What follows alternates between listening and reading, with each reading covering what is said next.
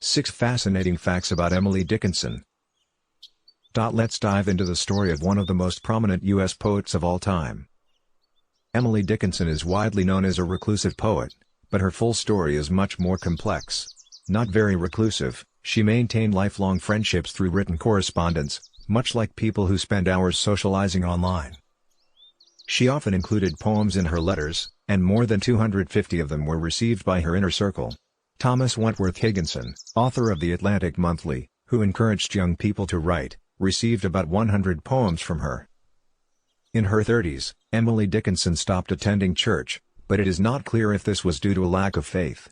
As a young girl, she attended services with her family every week, and her mother was a Calvinist. However, in her late 50s, she stopped attending services, and her poetry persists in her emails.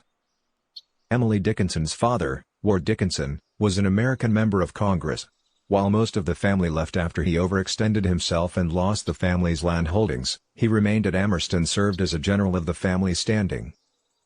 As a child, Emily was afraid of him. After his death, the town of Amherst closed his funeral service. Emily Dickinson wrote notes spontaneously on envelopes and slips of paper. Her bedroom was her workplace, where she wrote most of her poems. Among her papers discovered after her death were 40 pamphlets, which included more than 800 poems by her.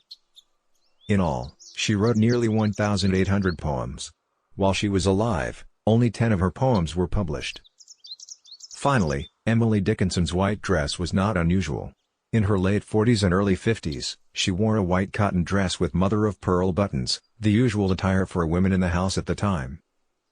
Her survivors chose to bury her in white, inside a white coffin, when she died at the age of 55. But scientists don't know if this color choice has any special significance to her.